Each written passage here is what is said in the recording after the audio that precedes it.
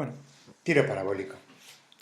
El tiro parabólico se produce cuando, desde el suelo, lanzamos un cuerpo con una velocidad inicial que en este caso forma un cierto ángulo alfa con la horizontal.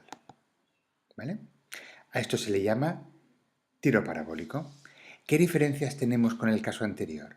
Bueno, pues que esta velocidad inicial la tenemos que descomponer en dos. ¿Vale? Antes únicamente teníamos velocidad inicial en el eje X. Ahora al descomponerla veremos que tenemos una velocidad inicial en el eje X y una velocidad inicial en el eje Y. Este cuerpo se mueve. Un segundo. En el eje X con movimiento rectilíneo uniforme, avanza, y con el eje Y con movimiento rectilíneo uniformemente acelerado. A medida que avanza, sube, se parará y luego bajará. Nos interesa calcular cuánto valen las velocidades iniciales tanto en el eje X como en el eje Y. Para eso hacemos uso de la trigonometría, es lo que yo tengo aquí. La velocidad inicial en el eje X sería la proyección de la velocidad inicial sobre el eje X, o lo que es lo mismo, la velocidad inicial v sub 0 por el coseno del ángulo alfa, era el ángulo de inclinación. Mientras que la velocidad inicial en el eje Y sería v sub 0 por el seno de alfa. Vale. Una vez que tenemos las velocidades iniciales, escribimos las ecuaciones del movimiento adaptadas a este problema. ¿Vale? Vuelvo a repetir, lo básico es que nuestra velocidad inicial la descomponemos en dos, una en el eje X y una en el eje Y. Vale. En el eje X, la velocidad siempre es constante, luego siempre vale lo mismo la inicial, v sub 0 por coseno de alfa. La posición en el eje X es velocidad inicial por tiempo, v sub 0 por el coseno de alfa por t. En el eje Y, la velocidad inicial será, en este caso, v sub 0i, v sub 0 por el seno de alfa, menos gt.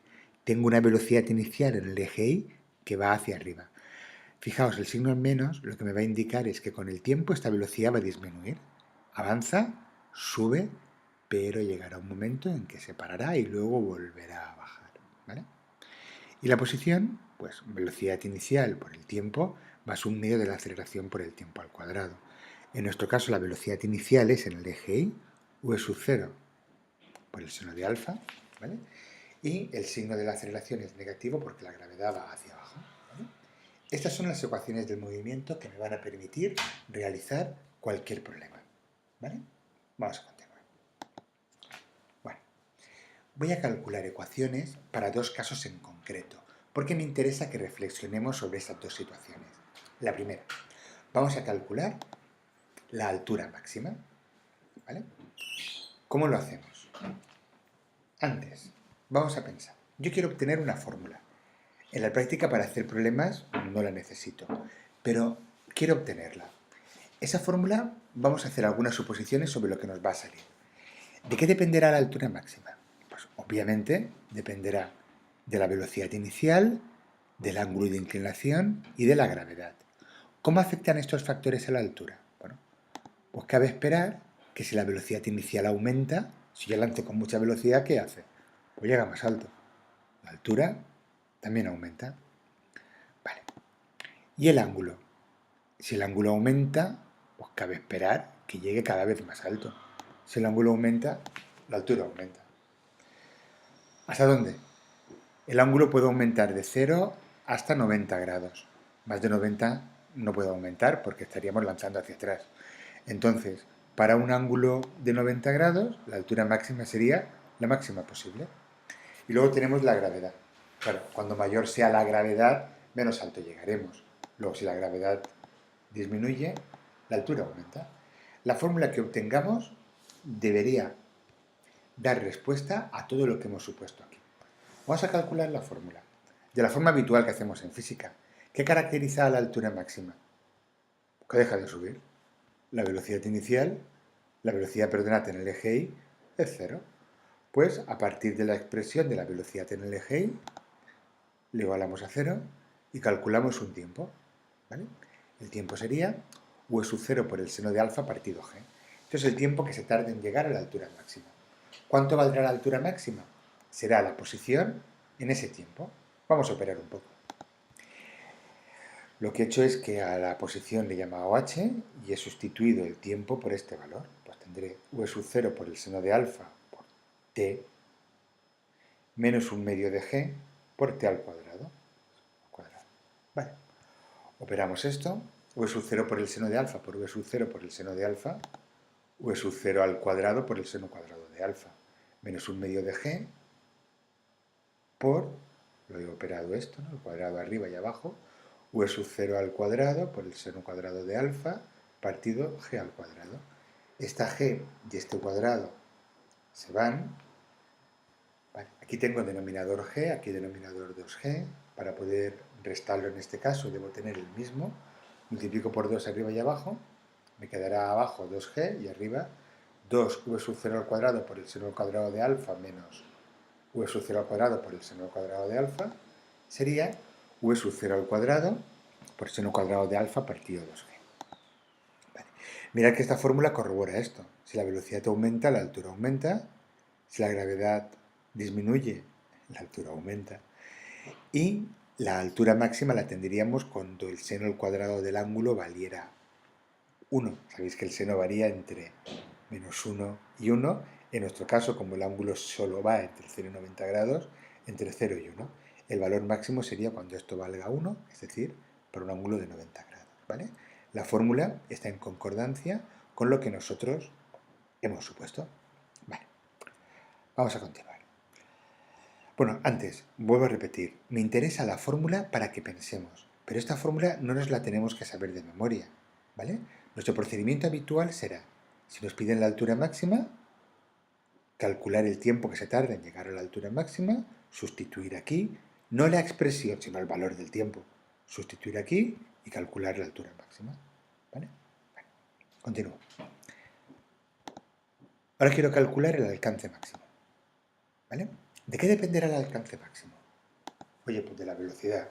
Si la velocidad aumenta, cabe suponer que yo pues llego más lejos. ¿Qué más? Del ángulo.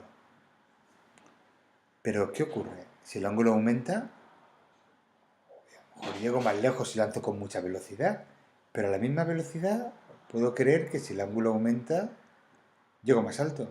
Y si llego más alto porque me inclino más, parece que no voy a llegar tan lejos. Al mismo tiempo, si el ángulo disminuye, quizá llegue más lejos, pero a lo mejor hago un tiro muy bajo.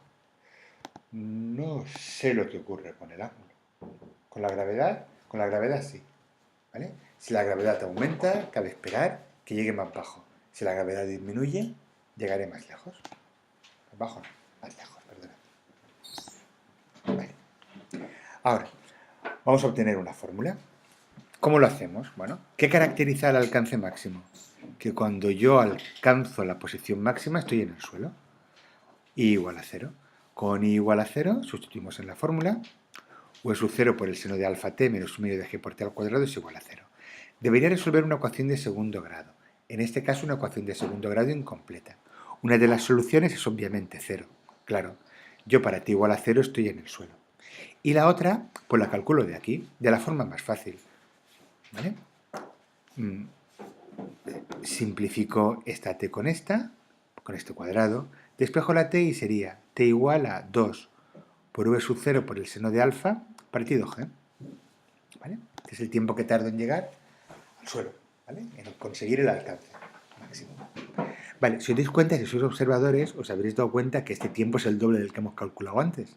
Claro, en este movimiento tan simétrico, tardo lo mismo en subir que en bajar. Vale, ¿y el alcance máximo qué será? La posición X para este tiempo. Vale, pues me voy a la posición. Ahora, como es la máxima para t en el suelo, la X es lo que he llamado d. Sustituyo t por su valor, ¿vale? Y tendría esta fórmula. Vale, daos cuenta de lo que decíamos, mirad. Aquí el ángulo juega un papel inverso. Si alfa aumenta, el seno del ángulo aumenta, llego más lejos, pero el coseno disminuye, no llego tan lejos, ¿vale? Por eso yo no sabía cómo afectaba el ángulo a la distancia. Bueno, agrupamos términos operando y tendríamos v sub 0 por v sub 0, v sub 0 al cuadrado.